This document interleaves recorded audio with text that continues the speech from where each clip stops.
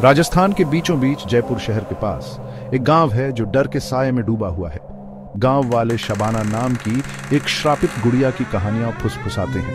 ये सब एक पुराने धूल भरे अटारी में शुरू हुआ। विजय नाम का एक छोटा लड़का खेलते समय गुड़िया से टकरा गया। ये एक लकड़ी के बक्से में छिपी हुई थी। गुड़िया सुंदर थी, लंबे काले बाल और चुभती हरी आंखों वाली। विजय उसकी सुंदरता से मोहित होकर उसे घर ले जाने का फैसला किया। उसे नहीं पता था कि उसका क्या इंतजार है। उस रात अजीब चीजें होने लगी। फुसफुसाहट घर में गूंजती हुई लग रही थी, दीवारों पर परछाई नाच रही थी। विजय के माता पिता ने इसे ज्यादा सोचने वाली बात कहकर टाल दिया, लेकिन विजय को पता था कि कुछ गड़बड़ है। जब भी वह गुड़िया को देखता था, उसे एक बर्फीली मौजूदगी महसूस होती थी। उसकी रीढ़ में सिहरन दौड़ जाती थी। दिन रातों में बदल गए और अजीब घटनाएं और बढ़ गईं। विजय के माता पिता अब भयानक घटनाओं को अनदेखा नहीं कर सकते थे।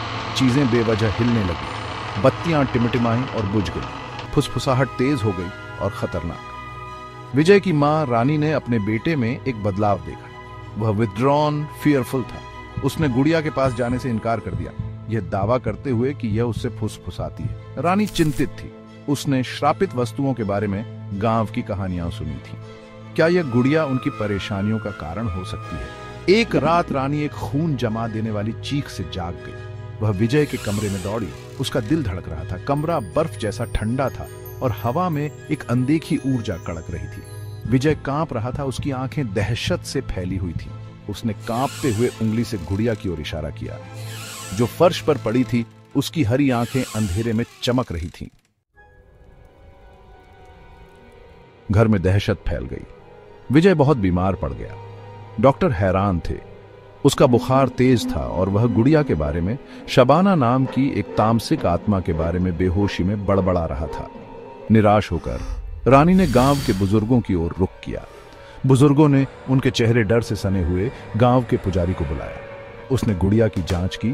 उसका माथा एकाग्रता में सिकुड़ा हुआ था। एक लंबी चुप्पी के बाद उसने अपना गंभीर फैसला सुनाया। गुड़िया श्रापित थी।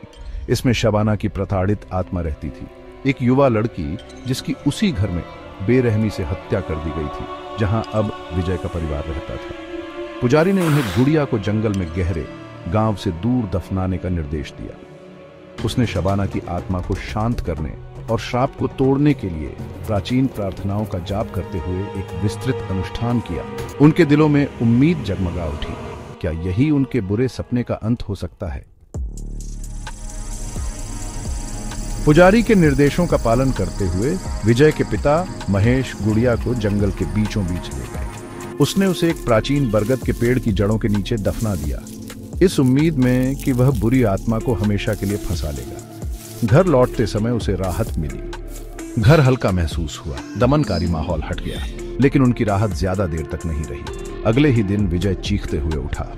गुड़िया वापस आ गई थी। उसके बेड साइड टेबल पर पड़ी थी। उसकी हरी आंखें उसे घूर रही थीं। गांव में दहशत फैल गई। शबाना का श्राप लौट आया था, पहले से कहीं ज्यादा शक्तिशाली, पहले से कहीं ज्यादा भयानक। क्या शबाना की गुड़िया वास्तव में एक तामसिक आत्मा से प्रेतबाधित है, या यह सिर्फ एक डरावनी कहानी है? आप तय करें, लेकिन सावधान रहें, कहीं यह आपके साथ भी ना हो जाए। अगर आप जानना चाहते हैं कि आगे क्या हुआ तो लाइक और सब्सक्राइब करें। भाग 2 के लिए बने रहें।